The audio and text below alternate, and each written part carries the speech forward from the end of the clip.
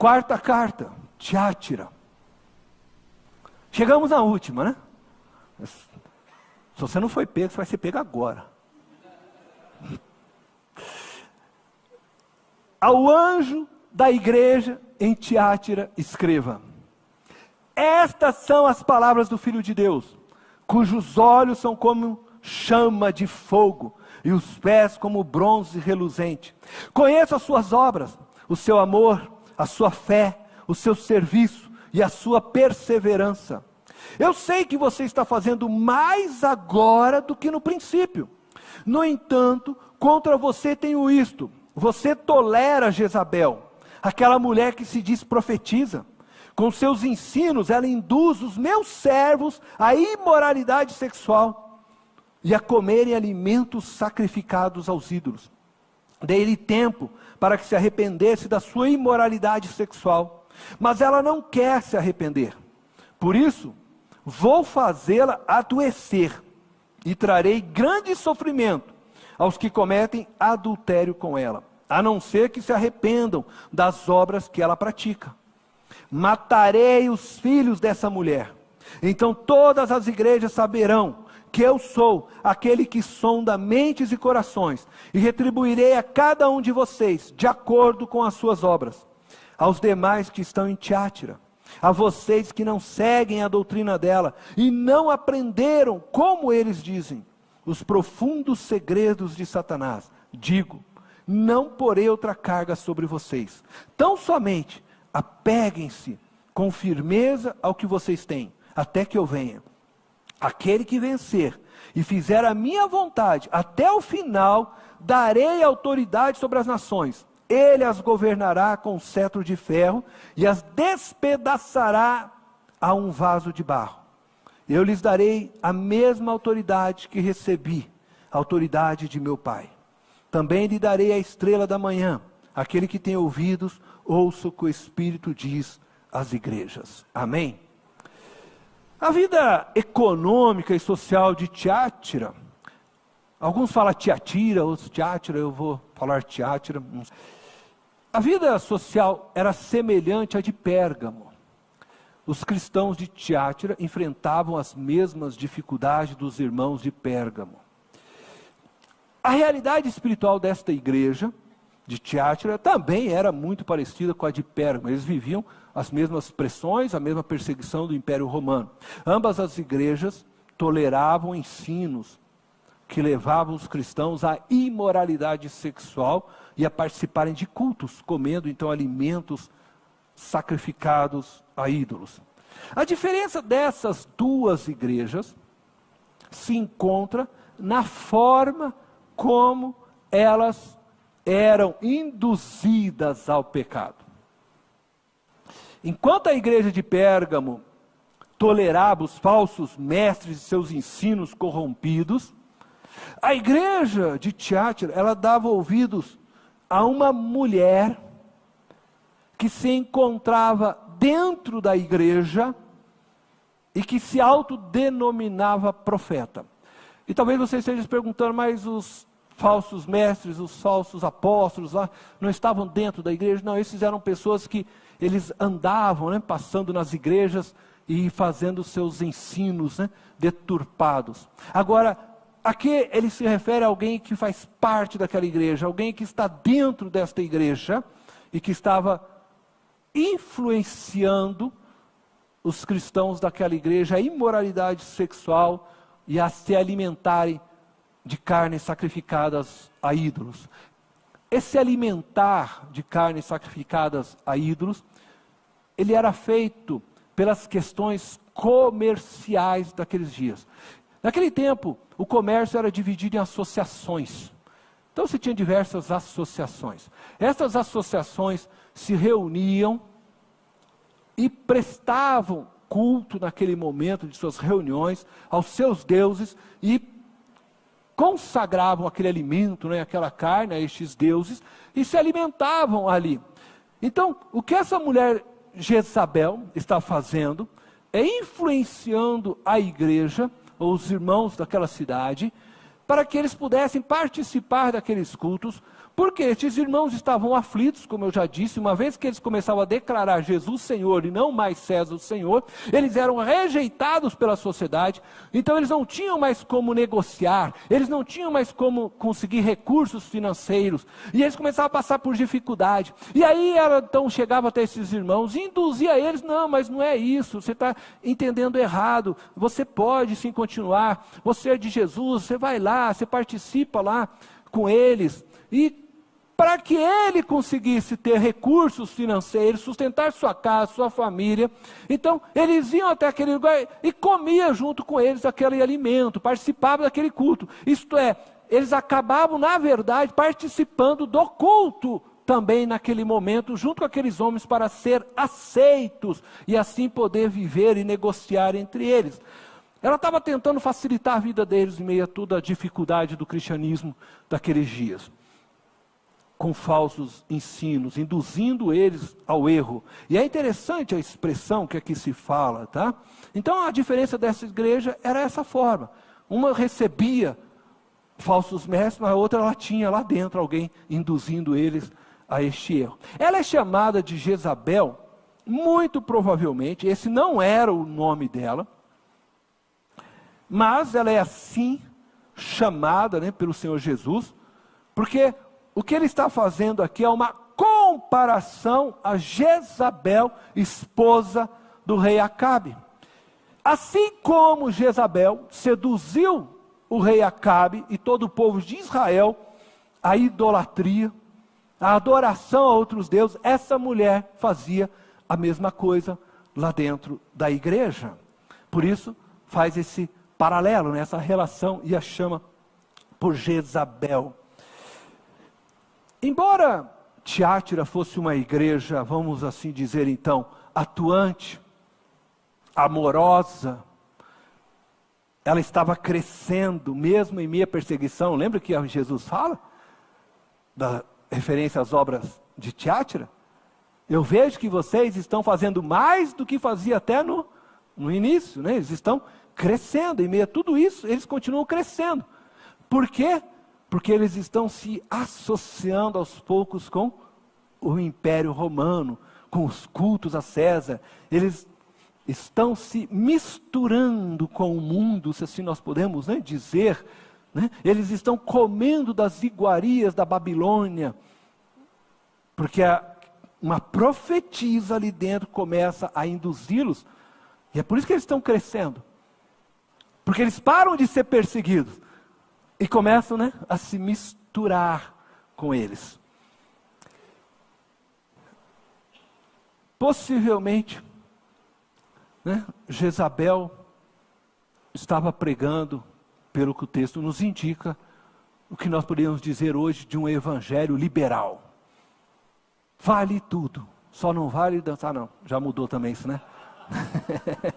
Agora, tempos difíceis, né? Tempos difíceis. Bom, era um evangelho que abraçava o mundo e que podia então se relacionar com a imoralidade, com os cultos aos deuses pagãos. O cristianismo oferecido por Jezabel contemplava uma prática ecumênica com o paganismo, com o pecado. Dessa forma, os crentes de Tiátira, então, estavam vivendo e se desenvolvendo como igreja. Se nós desejamos crescer em nossa fé e nossa identidade como ser humano, preste atenção, nós não podemos nos moldar ao mundo. Nós somos sal e luz. Não podemos nos associar ao mundo. Não existe crescimento de nosso ser como indivíduos dentro da cultura emergente de nossos dias, se nos associarmos aos ensinos dessa cultura. A cultura de nossos dias tem destruído nossa identidade como ser humano. Ela vem revestida de uma roupagem enganosa, relativizando a verdade, promovendo a imoralidade sexual, discursando respeito a todas as religiões, com o fim do quê? De destruir todos os símbolos cristãos. Esse discurso que eu preciso respeitar as demais religiões, tem por trás a ideia de desconstruir todos os símbolos que o cristianismo construiu ao longo dos anos. Não podemos viver um cristianismo aliançado com a cultura emergente de nossos dias. Não podemos viver um cristianismo aliançado com o mundo. Não somos mais do mundo, amém? Estamos no mundo para sermos sal e luz. Jezabel representa a voz do diabo dentro da igreja. Jezabel é o diabo inserido, vivendo dentro da igreja. Ela é uma figura influente na igreja.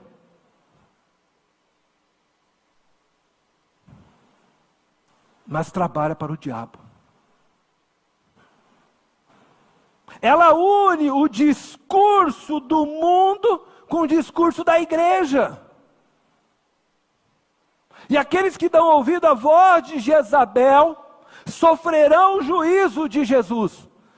Porque o texto diz que ele vem e vai pegar ela. Mas vai pegar os filhos dela também. Se refere àqueles que abraçaram os seus ensinos. Aqueles que abandonam os princípios do reino de Deus, anunciados por Jesus e pelos seus apóstolos, para conseguirem sucesso profissional, familiar, relacional ou até mesmo ministerial, sofrerão as consequências dessa escolha errada. Mas os que fizerem a vontade de Jesus até o fim, ainda que vivendo miseravelmente neste mundo, diz o texto, receberão autoridade sobre as nações. Oh, bênção de Deus! Você pode ser desprezado por este mundo. Você pode ser pisado neste mundo. Mas se você se manter fiel ao Senhor, você receberá dele autoridade sobre as nações. Jezabel, a mulher de Acabe, é caracterizada pela forte influência sobre Acabe e sobre o povo de Israel. Eu vou dizer que Jezabel aqui pode simbolizar, e eu não estou dizendo isso aqui referente a ninguém desta igreja, mas preste muita atenção. Jezabel pode simbolizar aquela irmã ou irmão que te induz a julgar o outro, que te induz sempre a olhar para o outro como um problema, que te induz a viver armado contra os irmãos na igreja, que te coloca os pastores como alguém que você não deve respeitar, ser insubmisso, que te induz a não acreditar na igreja que Cristo Jesus te inseriu, que te faz odiar aqueles que são seus irmãos comprados pelo sangue de Cristo, que te induz ao pecado, à imoralidade, à idolatria. Se você deseja crescer, afaste-se da Jezabel, afaste-se do Jezabel. Pare de ouvir as pessoas que estão sempre apontando problemas na vida do outro. Cuidado, porque existe Jezabel por aí, inserido nas igrejas de Cristo. Já existia naquele tempo. Pare de dar ouvido a pessoas que só vivem contra tudo o que Cristo quer fazer por meio da vida daqueles a quem Ele escolheu no ministério. Para de ouvir pessoas que estão sempre insatisfeitas. Não se deixe ser influenciado pelos fofoqueiros, por sentimentos de outros. Eu digo novamente, cresça. Só quem é adulto na fé tem capacidade de avaliar realidades e verdades.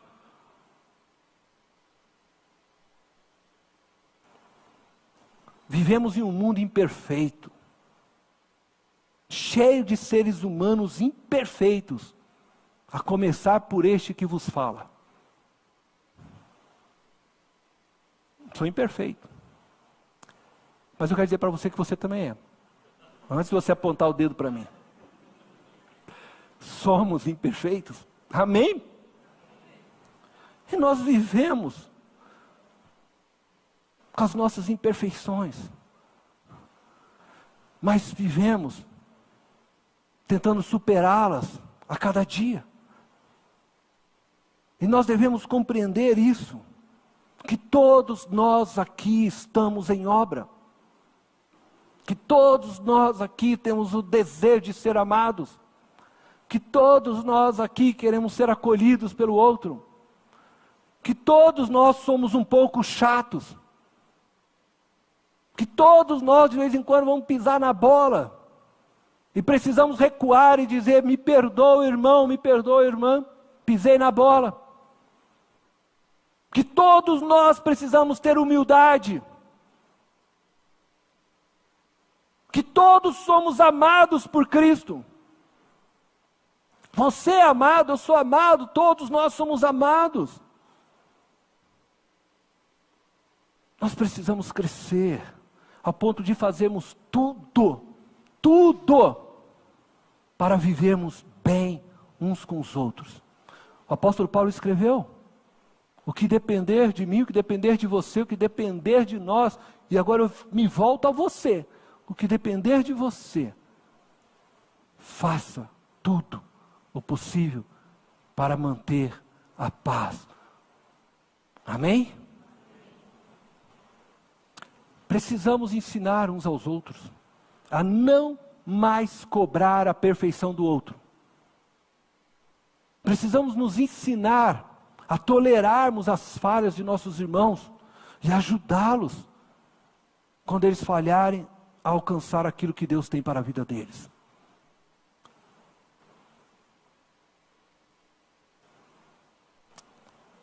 Eu não estou aqui dizendo com isso que é para aceitarmos a mediocridade. Eu não estou dizendo que é para aceitarmos o relaxo com a obra de Deus. O que eu estou dizendo é aceitarmos uns aos outros, com o fim de nos ajudarmos a crescermos juntos e nos tornarmos todos melhores. Nós queremos crescer como igreja, juntos. Eu quero crescer com você. Eu quero que você cresça comigo. Pare de ouvir Jezabel.